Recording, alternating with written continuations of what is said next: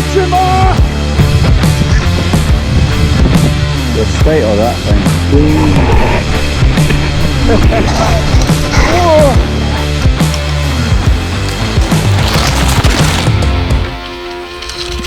Okay, and welcome back to another episode of the podcast. I am going to stop counting because I can only count up to maybe 10 and we're kind of pushing it at 3 so far.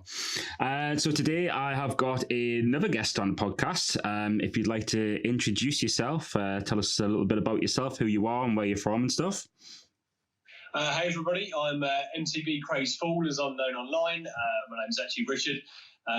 Been mountain biking for 25 years on and off. Live in Essex, right by the coast. And yeah, that's me. Spot on, mate.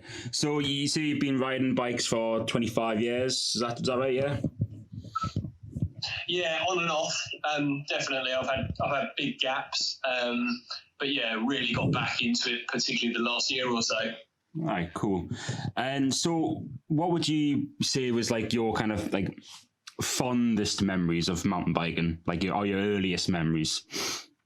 Yeah, I mean, I was, I think, like a lot of people, got into BMXing very early on, and came across a guy who was doing trials on a Monty, so a little 20-inch Monty trials bike, and instantly kind of thought, well, that's what I want to do. So we modified our BMXs, me and my friends, to make them kind of, makeshift trials bikes. And we did that, and living on the seafront, that was quite good for us, really, because we had big rocks and sea walls and all this type of thing. So we kind of got into the trials route. So really fond memories, I think, of being, 15 years old with my mates going down the seafront all day. And that's how we really got into it. So from a biking point of view, it all went from there, really. Yeah. Just when you say like you kind of like MacGyvering the bikes into like a different sort of style, I think that's quite interesting because like I've done like similar things. Like in my first podcast, I talked about a Specialized P1, which I used to have, which was a 2004 model, and it was like a special edition. It was kind of had the had like a grainy sort of structure on the coating on the paint, and it was an awesome bike. It was single speed. It was like Marzocchi forks. They were the backwards forks, weren't they? Yeah. It had a 26 on the front and 24 on the back. Like that was like kind of. That blew my mind at that point. I was like, oh, what's going on? And then I kind of like, as you said, like having like kind of dips in and out of biking and stuff like this. And I was kind of like, right, what do I do? Got back into it a little bit and I thought I need a bike to get to and from work and stuff like this. So I ended up kind of MacGyvering the P1. So I kind of had like dropouts put on it and stuff like this. And I kind of like engineered sort of a way to be able to put gears onto a single speed, which couldn't accept them anyway. So we had this kind of hanger just kind of like bolted on and stuff like this. And it was it worked. It got me to, I don't like, I think the longest ride I did on it was 40 miles. Yeah, it was 20 miles over to the coast and then 20 miles back. And that was kind of uphills, downhills and stuff like that. That was quite quite an endeavor. So so let's have a look at your bike history then. So so you are riding, hang on. So, I've got a Caliber Line 29 at the moment. You're on the Line 29, aren't you? But you used to have a Boston Evo, though, didn't you?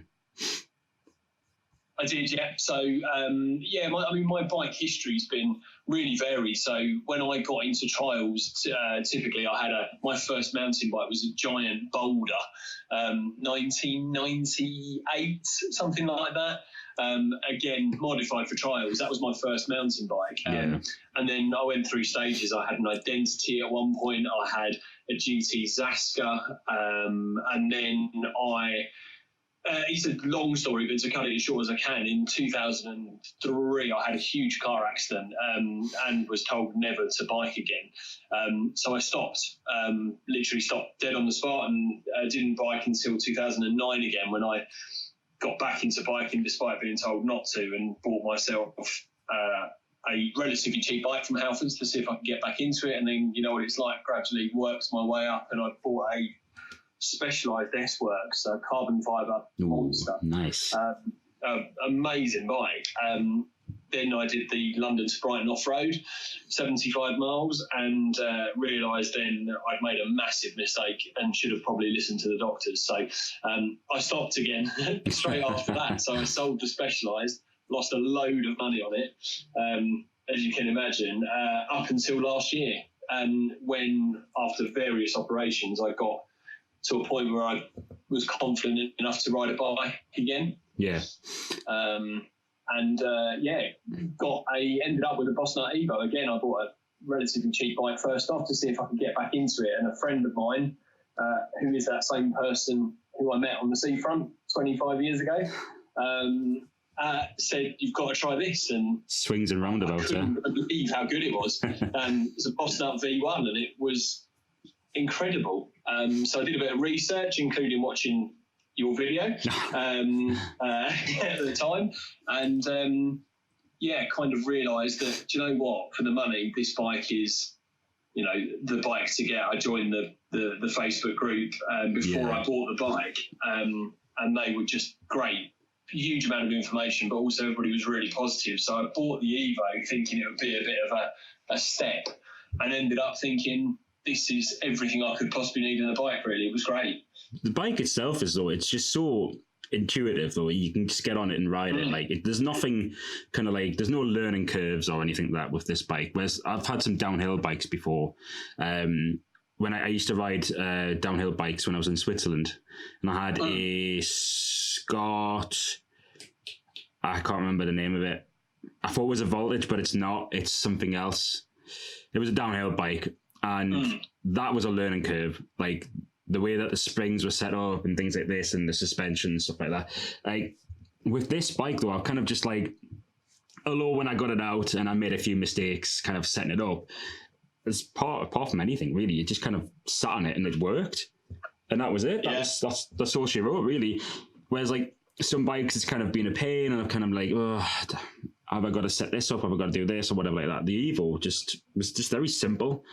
And I think to have a community that is based around a single bike is something else, though, isn't it? Though, I mean, if you look at the community we've got now, and we've got over 1,500 members now on the Boss Nut Riders group.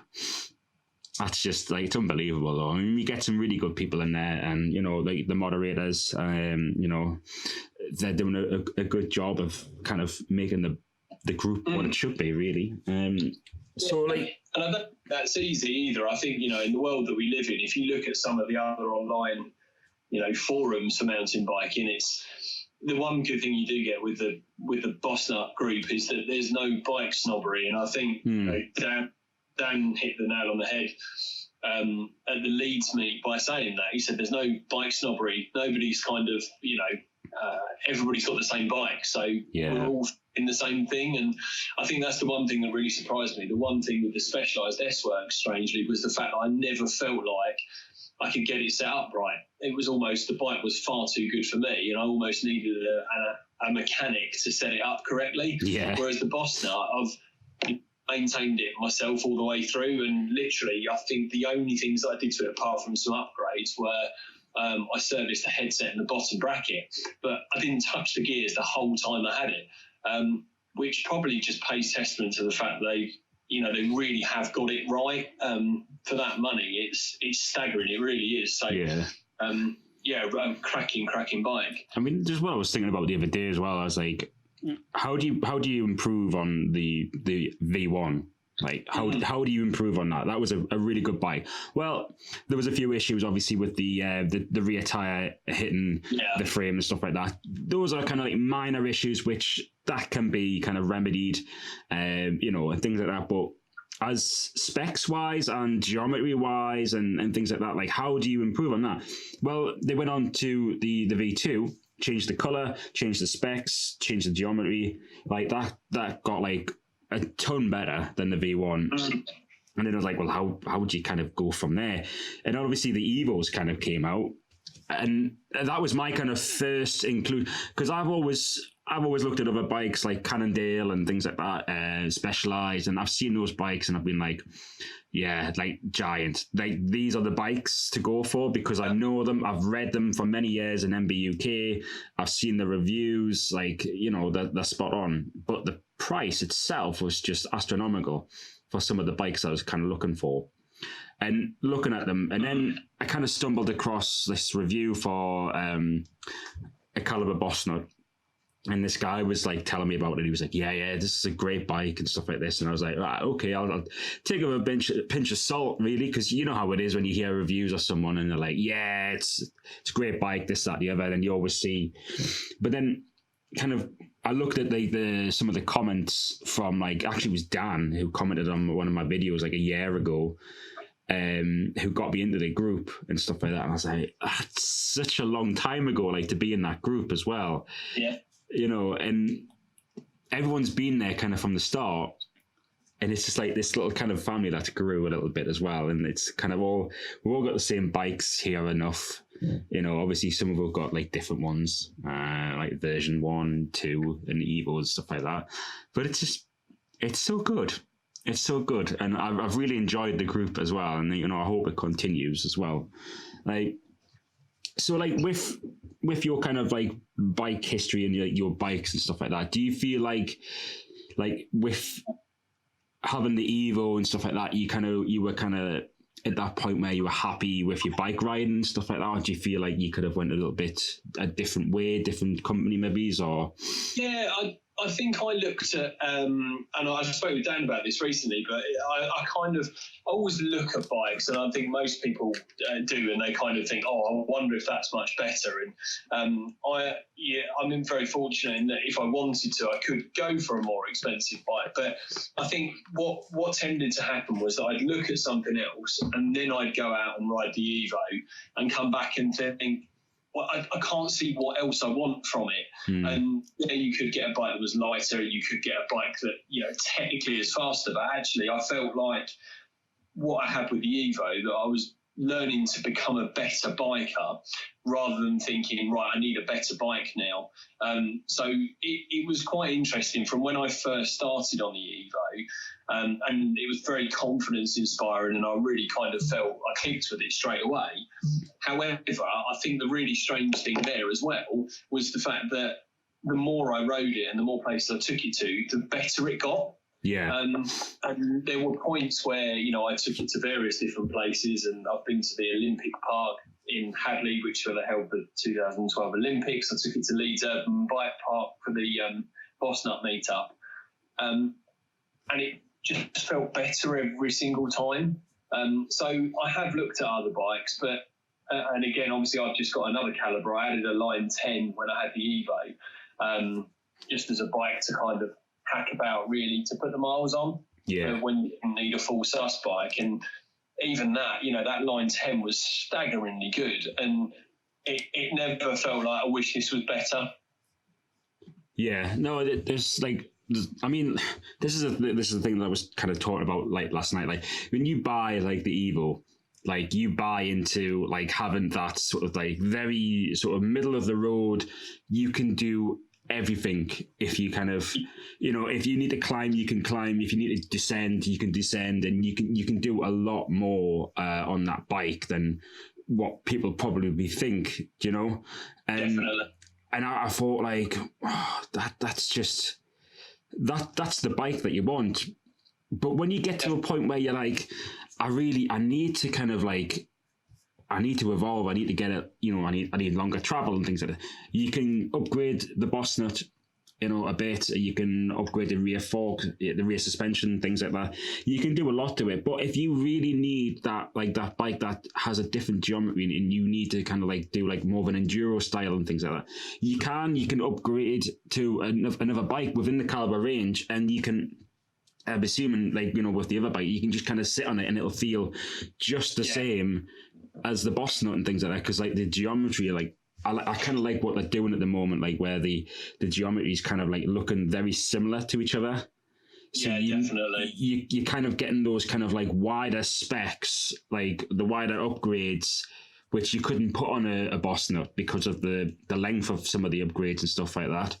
I think that's like a really good thing, and that keeps it within the brand as well. Like, so for example, like, you know, like if you buy certain clothes and things like that, you know that they fit well. And you know that if you buy it, like Vans, like I know I can buy off the internet now for Vans. If I get 8.5 or an 8 in certain styles, I know what I'm looking for, and that's the beauty about having these bikes. Like, you can just jump on them, and you know, I've never had any sort of issues, or I've never had any bad customer sort of like interaction sort of things with them at all. Like, you know, you can clearly see that they're passionate about the bikes, and you know, to get a whole group of people, like they've discovered us as a group, and they've went, we're going to have a meetup, we want to get you involved with the brand, like we can see that you're passionate, like come along and join in, stuff like that. How often do you see like Santa Cruz, Specialized, or anyone, you see their pro athletes doing nice things and cool things and stuff like that, but you never see the people who own the bikes. You never see like, oh, I've got you know, a Specialized whatever Kona or whatever, a Kona Big Hit or something like that. And you haven't got a group for that or whatever. You know, you have with us, like, and that's what makes the bike a little bit different as well.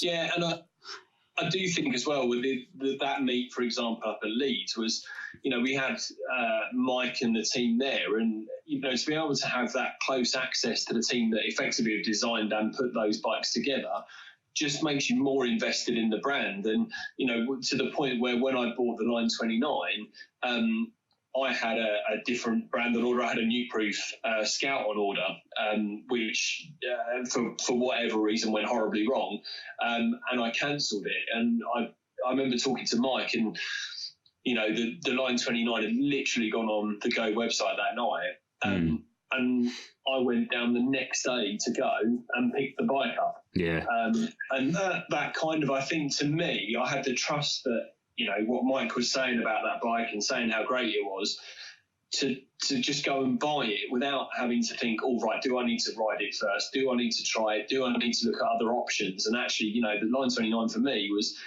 £900 less than the new proof. But having ridden it a few times now, and it's due for a proper ride tomorrow as well, but that's the thing. I had the confidence with the brands to be able to say, well, I know that's going to be a really good bike because it's the same people that did the Boss Nut and, you know, the Line 10 that I had. So I think they've managed to build this brand so quickly in a very competitive market as well. But I think they're getting themselves a real reputation as well for producing really great bikes time and time again. So, you know, if you look at their whole lineup, they're getting better by the second.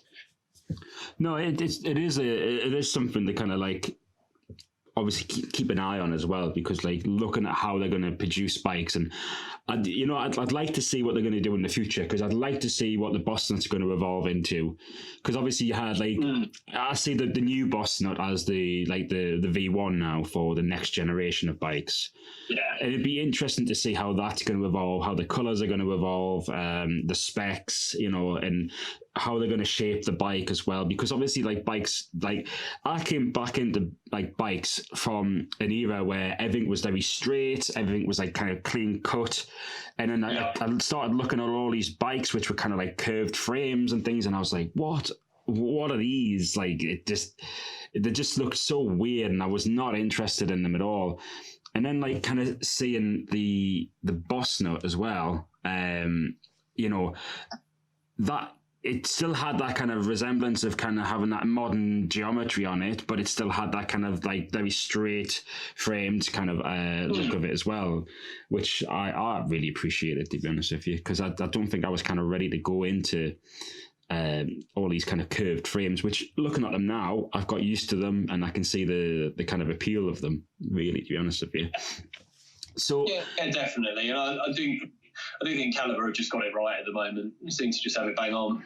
Yeah, no, absolutely. And I'm really looking forward to seeing what they produce. Somebody did mention about a downhill bike, like maybe they might do that. I don't know. I don't think I'd want them to do a downhill bike, really. Yeah, I'd need some hills really for that. Yeah, I don't think there's like too much of a core for people who are, because I think a lot of people think, oh, I'll get a downhill bike, and then they only do like enduro sort of or trail sort of stuff like that, and it's like, where are you going to use this downhill bike? Yeah, exactly. And I think most people are like that. If you look at Century as the prime example of that, for most people, pointing down most hills, that will be plenty good enough. Oh God, yeah. Yeah, plenty good enough. I mean, we've got one of their riders, I think her name's Chloe. Yeah, Chloe Taylor, yeah. Yeah, she's been hitting up Canada like an absolute boss. Like, she's been smashing it around there. She's riding a Century, I believe, is she? Or was it? Yeah, Century Pro, yeah. And I know that's all you need, really. It's exactly. It's insane. I mean, you can ride anything really with anything as long as you've got the skill set, I guess. Yeah. So you're not the only one who rides bikes in your family. Like, your son's riding Caliber bikes as well, isn't he? Yeah. So my eldest, he was riding my Line 10 for a little bit as well, which is quite nice. So and I probably will get him an Evo at some point as well. Yeah. Because again, on the second-hand market, if I can get a small framed Evo, that'll probably suit him really well, and that's nice as well. I don't want to force my children into something that I want to do, but likewise, It's been lovely to have gone out together. And my youngest as well, who's just turned 8, he's when he go out, we all go out together. It's fantastic. It's really good. It's a lovely thing to do, and that's I good. think it gets them away from iPads and laptops and everything else, and out onto the trails. No, 100%. I've worked with kids for like a good few years now, and I see a lot of them kind of just glued to their iPads and things. As soon as you get them outdoors, they're just like, the world just kind of opens up to them. They're like, oh wow, this is pretty cool, Yeah, exactly. So, like, do you find that your kids have had the same sort of, like, I'll call it like a bike childhood as you? Do you think they've been as adventurous, or do you think they've kind of like, oh well, Dad rides bikes, I guess I'll probably ride a bike as well then? Yeah, I think it's nice to see. It's really weird to see actually as well, particularly my eldest, who's 12. He he's going out the front of our house, jumping off the curbs and this type of thing, and it feels like it was only yesterday I was doing that. And it's weird because, if I look now, I still bike with those same people from 25 years ago. So it's lovely to see, actually, because I do think that, my lad at the moment, he likes his BMX more than anything. But that's what I was like at that age. And then I gradually got into mountain biking and kind of never looked back. But it's great to see, and he kind of shows me some of the stuff he can do, and it's so strange. Luckily, I can still out-wheelie him, which is good, but I think that'll probably change very, very shortly, I think. Oh, definitely, 100%.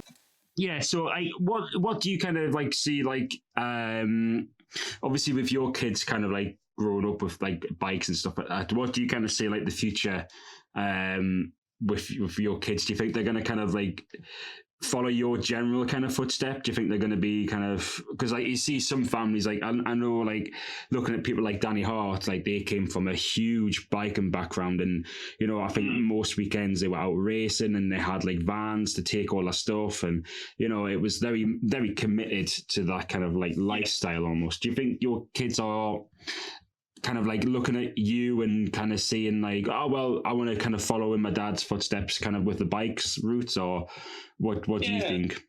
I think possibly. I think particularly my eldest at the moment, he's got his mountain bike, and we've done a few trail things before, but I think as he gets older, the type of rides that I go out and do now, I'd love to think that he will come along as well. And then likewise with my youngest is a bit older, and I think at the moment I think he probably has this perception that when I go out it's a bit like Red Bull Rampage, and it's not quite like that. I suppose you're quite lucky in that aspect, really, aren't you? Because like most kids think, oh no, my dad's a bit lame and stuff like that. Like, nah. So I constantly send him things on Instagram and say, look at this amazing, rider or whatever it might be, and whoever it might be, Sam Pilgrim or Danny McCaskill or something. And I think he probably thought I'm like that. And I'm not quite. I've done a bit of trials back in the day, but I would hold on to that for as long as you can, mate. Yeah, exactly. So hopefully, I think that will be the plan. Is that the type of rides that I go and do now. So tomorrow I'm going to Bedgebury in Kent. Yeah. great place. I love it there. It's really good. So, but at the moment, I think he just needs to get his confidence up to maybe do those type of rides as well. But that will come in time. I know that from my experience of doing it. So, hopefully I'll still be cool enough as his dad, if you will, to still want to be going out with me. Yeah, that's the thing. Like, that kind of cool factor sort of dwindles, I think. I think, like, with my dad, I think he's so uncool. He's just cool now, I think. I think he's earned that right. Yeah, but then again, he's like 63 years old now. He rides to work every day when he can. So yeah. Fair play to him. But he's just recently got a caliber. I'll be damned if I remember the name of it. It is, I'm sure it was the Line 20. I'm sure it was. Yeah, it's a grey and orange, I think it is, isn't it, Line 20? There was but he had a black version, so I'm thinking it might be the 2 cubed. Might be a 2 cubed, yeah. I think it was. But yes, I know it's got a 2 cubed and a boss nut. Yeah, we were going to get a saw because I originally saw the saw, and then the guy in the shop was like, and I was kind of looking at the other specs, and I noticed that they had like rock shocks, air shocks on the bike that he got, and I was like, interesting. Like, that looks like a bit of an upgrade. So, but he doesn't do anything mad. He doesn't go on trails. He just rides to work and back. He had the bike he originally had was a Land Rover bike. It was made by a manufacturer of like subsidiary of Land Rover, and it was the weirdest bike like ever. Like, it was a kind of like a commuter / like mountain bike. It was right. It was a hybrid, I guess, in the kind of that aspect of it. But it was kind of really weird bike. It fell to pieces, and the components were just kind of really just shocking. Yeah. Eventually you kind of just give up, and obviously because I've been riding Caliber for like the past year, I was like, well, why don't you get a Caliber bike? You can go outdoors. We both get Forces discount in there.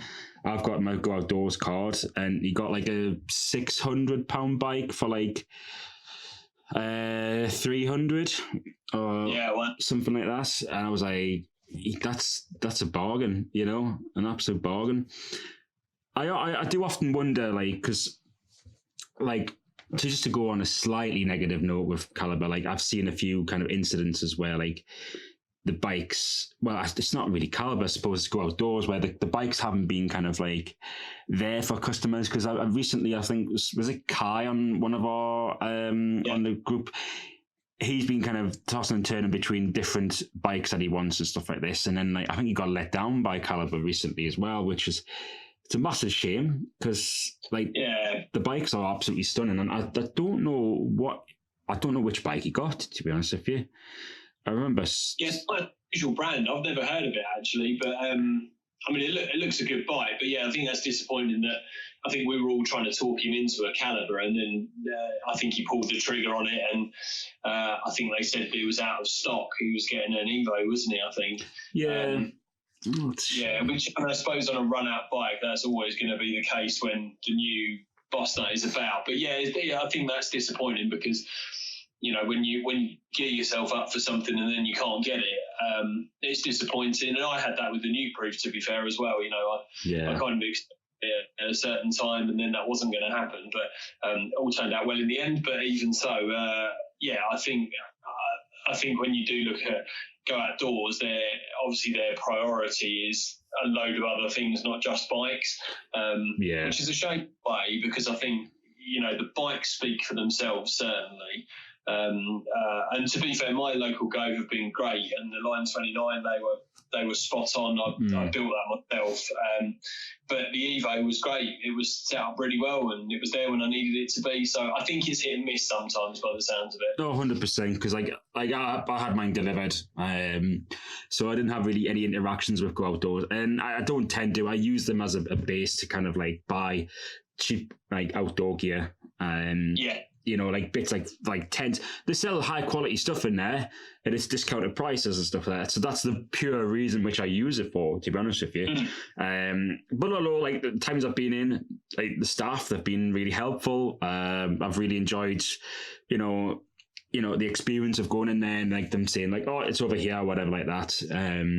I thought it was quite funny when the new Boss Nut came out and I went in and I saw it kind of like all bundled together.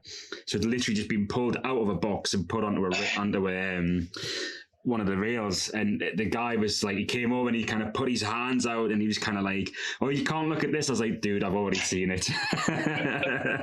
I know exactly what it's like. I've seen how it rides. He was like, oh, how'd you know? I was like, I'm like part of a group, and as I said to him, I said, like, I'm really interested in the bike. He says, well, it's not out just yet. He says, but if you get a Boss Nut Evo, I was like, I've already got one, mate. I was kind of like saying, like, I've made like a whole channel, like, kind of like, this whole channel has came from like the Boss Nut Evo, really. So yeah, it's kind of one of those things. My Instagram, really, my Instagram has built up, but again, that's been based off of my experience mainly with the Evo. I had a little bit of Line 10 stuff on there, of course. Yeah. But so it was mainly Evo, and most of the interactions I had were either people saying who are Caliber, because I've never heard of them, or they were people from the group. And I think that is the thing. They're starting now to build up the brand to a point where people do know about Caliber. And I put a poll on Instagram recently, and it was quite surprising because I had a few people, particularly with the 929, because it's all black, people don't know what it is. Yeah. Not obvious it's a Caliber. And I got talking to a guy this morning out and about, and he said, oh, it's a great looking bike, that. What is it? And even when I said to him, oh, it's a Caliber, he was like, oh, yeah, I know Caliber. But because it's not obvious with that bike, I think, which I quite like about it in a way, but I think people now know who Caliber are. So therefore, I think the future for them hopefully should be really bright, because the bikes do talk for themselves. Yeah, I mean, when I first went out, and I went up to Chopwell, which is my sort of local woods, and I took it out for its kind of first ride on the trails. And this guy came over to me and he was like, he was just kind of just normal chatting. He says, oh, you've got one of those Calibras then. I was like, oh, it kind of really cut through us. And I was like, oh my God. I was like, it's quite funny. Calibra. Maybe I should bring a Caliber Calibra out just to confuse people. But the guy came over to me and he's like the bike looks good and things like this, how's it ride? I was like, well, I'm about to take it out on its kind of first proper ride now. So but it was that day was just kind of I really remember it, like it was just like people asking, because I've never really had people going, what's that bike? Wow, that looks good. And that's just straight out of the box. The I had the standard pedal, everything was stock, and I was like, this feels really good. And for a bike to feel that good out of a box with all the stock components on, before people start kind of putting their own pedals and handlebars and grips and all that kind of stuff on, the bike just felt amazing. Yeah, and I do think as well, when you say about the trails, that's one thing that I have found with the Boss Nut. It seems to make you more approachable. And I remember when I had the Specialized, people almost felt a bit scared to go and talk to you, because they're looking at a carbon fiber this and everything else. And it was a great bike, but I think from a community point of view, whenever I've been out on the Boss Nut, every time somebody asks me something about it, or comments that, oh, I've heard they're really good. So I think it has just made mountain biking, I think, just more approachable for a lot of people. And the amount of people that I now know that have got Caliber bikes based off the back of me saying how great they are, and constant messages on Instagram with people asking me about, particularly on the Line 29, about what it's like to ride and how does it feel, and it's a genuine confidence when I do tell people that they're great. It's not me being paid by Caliber or anything. It's just a genuine love for their bikes, because they have been so good. I've got, obviously this is my third one. I'm sure it won't be my last either. So same for me. I think it's like free advertisement, really. If you make something that good that people talk about it, then you've kind of hit the nail on the head there. Because let's be serious now. Like, there has been like hardly any advertisement about these bikes. Like, I don't really remember. I know I remember seeing like the video for the Boss Nut. Evo, I think, and it's always with new products. There's always kind of like there's no reviews on YouTube. There's nobody kind of riding them on YouTube, and there's nothing about it. And it's literally just like the very bare bones of kind of just starting off, getting the market out there, and then all of a sudden, bang! It's in all the magazines. It's everywhere. You can't get out of it. It's in Go Outdoors. You know, and that's one of the biggest outdoor shops in the country, if not the biggest. Yeah. Yet people still don't know about it, and it's not like a huge thing. And I think that's kind of been a saving grace. Now, with that in mind, like I think because of our group, or like riders group, the Boston Riders group, I think it's kind of like potentially it's marketed towards the right people also. Very much so, yeah. I think there's been, because sometimes you do get like a community where like there's people who ride the bikes or have a certain sort of attitude about them and things like this. Whereas with the Boss Nut, I think we've been really lucky with the way that, or the people that are interacting with the brand and buying the bikes and stuff like that. I think we've kind of made it our own, and we kind of like separate ourselves a little bit, not in a kind of cocky way, but like I think in a way that's like, you know, we're more approachable than most brands, I think, because you do see some brands where they've got this kind of like loose attitude about like they don't care about things, this, that, the other. They're all about kind of just shredding it and this, that, the other. Whereas Caliber's kind of like, are you a mum or a dad? Are you a son? Are you are you young? Are you old? Like, do you want to ride a bike? Just buy the bike, see what you think. You know, there's not that kind of attitude about it, that kind of like, you know, like really kind of flammable attitude where like people kind of like go, well, I'm better than you because I've got this bike, etc. You know. And it's nothing like that at all. And I do think you're right about the marketing. And, you know, I had my Line 29 for about a week before it was even on Caliber's website. Yeah. And I had people asking me sort of, you know, questions about geometry and things like this. And, you know, I didn't have a clue. But likewise, I think, you know, from a marketing point of view, particularly in the world that we live in now, I think it's more important when you look at the group that group is right, because from Caliber's perspective, you know, everybody that talks about Boss Nut at some point will know about the group, it seems. And, you know, I think because the group is so positive around the bike, actually, from a marketing perspective, it is bang on the money, because you're just getting a load of people all singing the same song about how great something is. Yeah, exactly. You know, because like I say, like on Filthy Rides, like there's so many opinions like kind of floating around, like, oh, which fork should I buy, which brakes pad, which frame should I buy, which wheels. And like some things like wheels, like people have different opinions and stuff like that, you know, but like it's very much like, no, you shouldn't buy that brand. Well, why not? Because I had one bad experience with them, or it was late delivered, or it was like they had it out of stock or things. And people kind of build up a very negative sort of space about that. And then with what we've had, I've seen a handful, maybe I can count on my fingers, like how many times like I've seen people being let down by Go Outdoors. Not Caliber, Go Outdoors. Obviously it does extend to Caliber bikes because like they're the people who are delivering the bikes to Go Outdoors, etc. Yeah. And there's a massive part of in between. There's logistics, there's like documents that need doing, there's, you know, there's a whole list of things that people don't really understand. And I think, you know, some things could be prevented and some things maybe it's not so much, you know, but for the most part, like they've been really spot on with how they kind of approach us as customers. We're kind of more, we're not just a customer, we're part of the brand. We are the brand, we speak the brand, and we kind of like have the brand ethos kind of etched into us almost, which is, I think is vitally important in a brand these days, because it's all fair enough. If you sell someone's t-shirts because they look good, that's fine. But if you have a gathering and you have a social group that do it, then it kind of cements the brand's name a little bit further, you know? So yeah, definitely. I mean, where do you kind of see like the brand taking off? I think the big thing as well is that, and a few people have mentioned about, should they break away from go outdoors? And I don't necessarily think they need to do that, but no.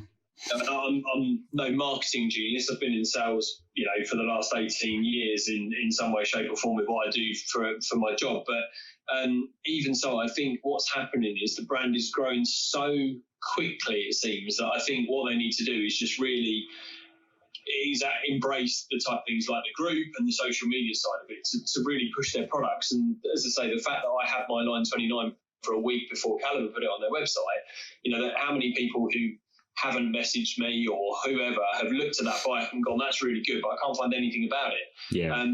So I think that's where they could really, I suppose, up their game so that people who are raving about the bikes are then pointed in the right direction so that they then consider buying one rather than just talking about how great the bike is. Yeah. No, 100%. I agree with you there. Like it's your brand sort of visibility is like the most important thing. Like you can make the worst product, but if you've got good marketing and good sort of like people around you, then the brand does look a lot better. But I guess in this case, like the Caliber bikes have produced something that's really something special, and brilliant. And it's brought people together. That's the thing. And for me, for example, I've that group of guys that we used to ride 25 years ago, and we haven't really seen each other since. We've all gone off and had families and done our job. All of a sudden, we're going out again as a group, and it's quite bizarre. I posted a few pictures off my Instagram page from sort of 20 years ago, and then the current day, and it's weird to be riding with those people again. But actually, without the boss nut side of it, I probably wouldn't have got into the group. I probably wouldn't have bought an Evo, which then meant I might not have bought the Line 10 and the Line 29. So I kind of, without that community and without the group and the way the brand have embraced that, none of what I put out content wise and stuff on Instagram would really make much difference. But because of that, you get a load of people constantly interacting with me about Caliber, and it's just been really, really good. So how do you see your social media taking off? And like, do you see what do you see for the future of it? Like, because obviously, like, we've got this amazing brand that we're all riding and things like that. Like, do you like kind of see it kind of being a big part of your social media, or do you think like I am like my own brand and I just happen to be riding a Caliber? Yeah, I mean, if you look at most of my posts, I don't tend to post up much more than about my own bike. So occasionally, if I see a Yeti or a whatever it might be, I'll post up something, a picture around that. But most of my stuff is related to my bike. So obviously most of my content at the moment is Line 29 based, and that will obviously change going forward depending on what else I get to join that bike. But I think I'm a big sort of fan of Instagram. I'd love to do some YouTube stuff, but I think again it's just finding the time to try and do it. Really, unfortunately, I'm about two hours away from where I work, so I've got a 4-hour round trip each day, Monday to Friday, which isn't ideal. It does allow me the weekends to go out on the bike, and then but I love a bit of Instagram because it's quick and easy. I haven't got to worry about editing anything necessarily. But we'll see. I'd like to build that up, really. I think I'm just under 1,000 followers at the moment, but I think you're just slightly over. I think, mate. Oh, I'd be happy with that. Yeah, it's good though, and I think the good thing I do tend to get is a lot of the interaction I do get is really positive, which is good because the thing is I'm not a pro mountain biker by any means. I'm just somebody that loves biking and has been doing it for a while, but I really enjoy that. It's a nice escape as well from your day-to-day life, and I think that's one thing that I think become more apparent over the last few years. But actually getting out on your bike is one great for your mental health, which is brilliant. But that kind of interaction with people on social media, as long as it's positive, because obviously social media can be the opposite, but as long as it's positive, what a great thing to do to kind of bring people together and chat. No, 100%. Like I'm going to get a group ride going eventually, and I'm going to be doing like I want to kind of like look at the bigger sort of side of adventure and things like that, you know, and I want to bring people on these adventures and go, look, if you're down to do X, Y, Z, like come out and do it, like meet people. Because like for the most part, like I'll ride my own trails at home. You know, I occasionally ride, like if you've seen in my earlier videos going up to like Scotland, like with Cameron, he's an old army friend who we reconnected, you know, quite a few years after, just on the off chance that he talked about, he said, oh, you do skiing and snowboarding, don't you? I was like, yeah, it's just, I'm going up to Glenshee. Do you fancy coming up with me? I'll pick you up along the way, because he lives down in Taunton. And I was like, yeah, absolutely, yeah, no worries. And he's like, oh, do you ride bikes and stuff? And I was like, yeah, I do. I've kind of got an older bike, and that was my P1. Like, I've got some old footage somewhere, which I'm going to post eventually, which I think is quite funny. So he kind of came up and we started doing like mountain biking, and he was like, oh, I'm going to do this, and yeah, let's ride Scotland next time we come up, and let's go to, you know, like let's go to Fort William and stuff. And I was like, absolutely, let's do it.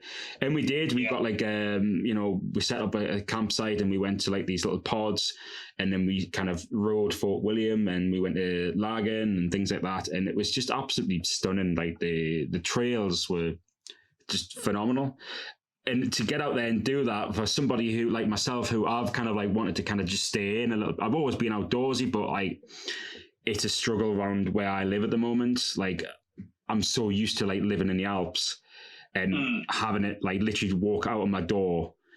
Like I just have to open the window, like, and it's just like it hits you. You know, and like over here, it's such a struggle, like especially for transport and things like this to get somewhere.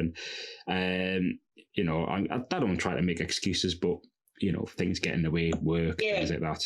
You know, and if it wasn't for this bike, like I wouldn't have hit up anywhere. I don't think I would have bought anything else. Yeah, it was the way that it was marketed towards me, and I was like looking at it, and I was like, the price, like, and I was going to get a discount on it on top of discount. And I was like, this is just, it's too good to be true. And lo and behold, got it. I'm like, God, like, this is it. I'm going to do something with this. I've got this opportunity to do something with this bike and explore and do new things and stuff. And then I like, well, I might as well start a YouTube channel and show people like my progression of how I'm using the bike and stuff. And, you know, hopefully one day, like, I mean, I do tag Caliber in it and stuff like this. So hopefully one day they're going to look at it and go, actually, you know, we can maybe use something like that, or, you know, brand ambassadors and stuff like that, you know. It does work as well, as I say. I mean, I watched your video and I watched a load of stuff before I purchased my Evo. And, you know, I think listening to real people talking about a reasonably priced bike and as at home, I think if you watch a video of somebody, you know, testing a Santa Cruz or a Yeti, they're always going to say what an amazing bike it is. Of course they are. Of course they are, yeah. Exactly. Whereas I think at least you get a more valuable opinion, I think, from people like me and you who, you know, have been biking for a long time, but, you know, kind of really appreciate how good this bike is for the money. And I said it to the group recently as well, you know, that Specialized that I had was a load of money, but I could never feel confident on it. You know, I'd never do some of the stuff that I've done on the Evo. So I think that's where that message from people like me and you on social media and YouTube is really key for Caliber, because we are just normal general people, and you know, we just happen to love their bikes. Well, that's they're so funny. That's the thing. Like I've always said, like, because you see, it's great to watch, like, you know, Sam Pilgrim and people like that, and Max Fredriksson. And to see those guys ride is an absolute pleasure, and I'd love to watch them in person. You know, but if you watch like Danny McCastle's videos where he's doing all these kind of crazy things, he's spent like in a lifetime like riding these bikes and then making this brand for himself and then becoming professional, etc., etc. Yeah. And that's all great. But when you get to see like your local riders, or you kind of like your bog standard Joe, like for example, you and me, casual mountain biker down on his bike, riding the bikes, and you think, well, that's me. I can do that. I can go out and do that. And if you realize that you can do something, you have that light bulb moment, you can go out and go, actually, I'm going to do this now. And then you can kind of look at the stuff that the pros do in a whole completely different light. it brings the whole sport together really, and it grounds it somewhat. Yeah, it does. I think it just makes it more relatable. I had a guy talking to me last week about the Line 29, and he said I was considering a different bike, but I'm going to buy a Line 29. And he sent me a screenshot that said, your bike's ordered, ready for collection tomorrow. Yeah. And I'm thinking that's based on a conversation that, I had with him. A chance meeting. About the bike, exactly. And it just felt like it was just a chat with just one of your mates almost about how good your bike is. It's not, there's no motive from my side. It's just pure to say how good the bike is. I think we need some royalties. Yeah, Mike, listening. Come on, Caliber. I would take on a brand ambassador role if you wish, Mike. Just 100%. Yeah, Mike, if you listen to this, which you're probably not, I think we're due some royalty money, at least a crate of beer or something. Yeah, I had somebody send me a message on Instagram the other day that said, it's all very well you saying how great Caliber bikes are, but it's just because they're paying you off. And I thought, yeah, they're paying me off and haven't the ability to ride the bikes which we bought. Yeah, you have the pleasure of having our bike between your legs. Yeah. Definitely. Can you imagine the cheek of that? They're just paying you off. No, we just genuinely like the brand. I'm sorry that you're so bitter about your brands. Yeah, he's quite funny, but I'm on my third Caliber now. But the reason I've done that is, I love the Line 10, but I really wanted a 29er, and the Line 29 is my first one, and I love it. It's such a good bike. It's almost the same as how I felt about the Evo being a hardtail, and I think that's the thing is, when I do get people come to me to say, is it really that good? It is. It's not. I'd be quite honest about it if I didn't think it was. It's we certainly wouldn't be riding it though. Really, No, this is true, mate. But I can't see any faults with the brand themselves. It's one of those brands where it's kind of like, if you don't know the brand, if you're not involved with the brand, you'd look at it on the outside, as I did, and I thought it's too good to be true. This much hype for a bike which is extremely cheap for what it is, and can bash $2,000 bikes into the ground. It's no one's business. That's far too good to be true. And why are people raving about this bike? And it's one of those, those rare occasions where you buy something cheap and it's actually genuinely much better than it's kind of priced at. And I was like, there's something going on here. And I think that sort of that sings volumes. Definitely. It's a proper underdog, isn't it? And I think, people love an underdog, and it really is. And when, if I look at some of the stuff that I've done on that bike,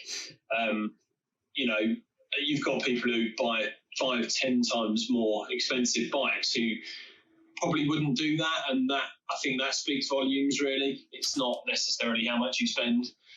Yeah, no, 100%. I'm not all for kind of buying expensive stuff. I mean, I was kind of thinking about going back into my BMX days. I still ride my BMX occasionally, but I remember one guy at the skate park, and he put me off a few brands just from his attitude alone, because he was he had this it's an armored cable. It's almost it's kind of the overlapping sort of metal links that go out the sheath for the cables. And I looked at that and I was like, they look so good. They look amazing. And I looked at them and I was like, I'm going to buy one of them. And I asked him, I said oh, what's the cable? That looks interesting. He had it attached with a gyro as well. And he was like, oh, you couldn't afford these. I was like, oh, I was asking, Jesus, don't kind of berate it. And I didn't think much about them after that. And I was like, nah, I'm not interested in it. And I thought that's the kind of bad attitude that kind of really puts you off a brand altogether. And I kind of thought about it the other day, and I was looking at these cables, and they look really cool actually. I think they're £60 though for one cable, and it's they're armored and stuff, so they're gonna get they can take a battering, but I can get them in different colors. It's not just black. It's you can get gold, blue, and this kind of stuff like that. I was like, I might get into them. I might get them. That might be something I'm interested in now. You know, like 20 years later. Yeah. But yeah, no, there's definitely something to be said about Caliber as a brand. You know, I'm thoroughly enjoying them, and I'm glad that we've got like a load of people who are that passionate about this product as well. You know, through social media, for word of mouth, and all sorts of stuff like that. Really, it's definitely something.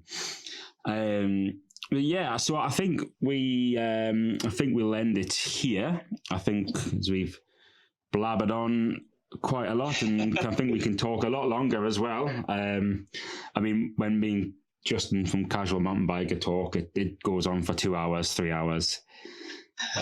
We've had discussions, and it's kind of it's like a YouTube rabbit hole, really. You just kind of go down it and you just never come back out of it again. But yeah, thanks so much for coming on to the podcast, and I hope you've enjoyed the chat and stuff like that. Yeah, definitely. So where can people who don't know who you are and stuff like that, where can they find you on the social medias? Yeah, so I'm MTB Crazed Fool. So I did steal that name from a very good customer of mine who's car crazed fool. So I did steal the idea, but yeah. So I'm Instagram, Facebook, Twitter as well, but yeah, mainly Instagram to be fair. So if you go on this, you'll see a hilarious video probably of me falling off from whenever this goes out from 5-6 days ago. So yeah. Have a look at that, definitely. But yeah, MTB Crazed Fool. Yeah, you can also tell it's you because of the coolest saddle I've ever seen, the multicolored saddle. Yeah, if you do see that. Another one waiting as well, just in case there's another bike on the way. So yeah, I do have 2 of them. It's like buses, like 3 come along all at once. Yeah. Well, thanks so much, folks. Thanks for listening in. I appreciate everyone coming back to the channel. I hope you're enjoying the podcasts. Just a quick note, just as to why they're actually on YouTube as well. The reasons is because most YouTubing or most podcasting sites do come with free services to start with, but after a short while, you tend to have like a limited amount of space, and they tend to charge quite a lot of money. So as of now, they're going to be on YouTube until I can kind of get some revenue coming in to cover the costs of an actual podcasting site. Until then, like I say, it's going to be on YouTube. Hopefully we'll be able to get it up there, and you can then download them, put them on your phones and things like this, instead of having to listen to it on your computer, or like leave your phone open with YouTube, unless you've got the pro version, which I begrudge paying. Yeah, so thanks so much, mate. Thanks so much for listening, guys. And don't forget, I'm the Northern Rider. Thanks for listening in, and I'll see you guys in the next one.